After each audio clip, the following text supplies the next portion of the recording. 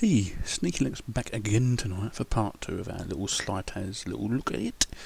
Right, we're back into the hard drive now, and it still didn't save my little Ethernet thing. So, I changed it again, and we're back online directly. Super duper. So I'm going to click on Firefox, and see how quick that is. This time I've not had to edit the distro too much at all. So it comes up quite quickly. Bearing in mind, still using a single core machine here, and I'm recording at the same time, so it's super duper. But what I did do, I went back to the package manager and it actually worked quite a bit better. So what I'm going to do, I'm going to YouTube because I installed Flash. Took a bit of a while to install, like a long bleeding time, but let's see if it worked. So I'll just click on this video here. Sorry for the screen rate capture, but as you can see, it worked, no problem, super duper. So it all does work in the end. I didn't have the little hiccups with the package manager this time either.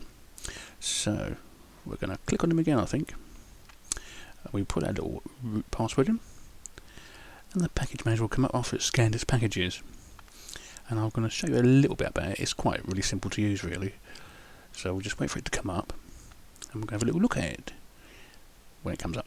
Here we go.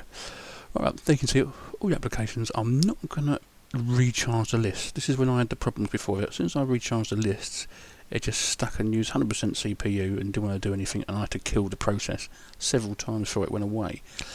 So what I'm going to do here, I'm going to install abiword. As it has got no word processing things on it really, except for a notepad. But so you really want to do that if you want to do some stuff with abiword or anything to do with Office stuff. So we click get install, and off it goes. Starts downloading everything for us.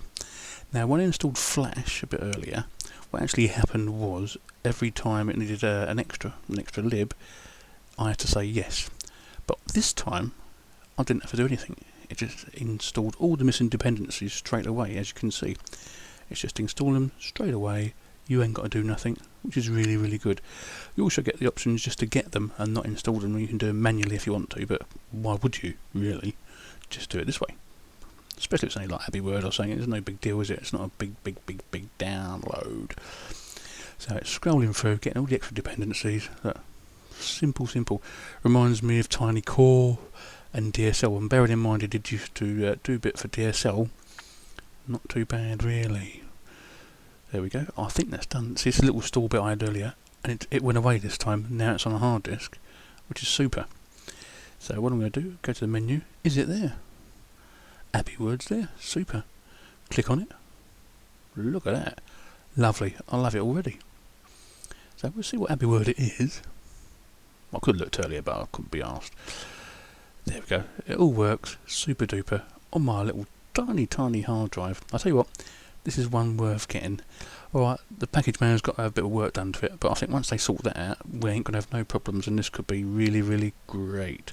Sneaky Linux out. Love it.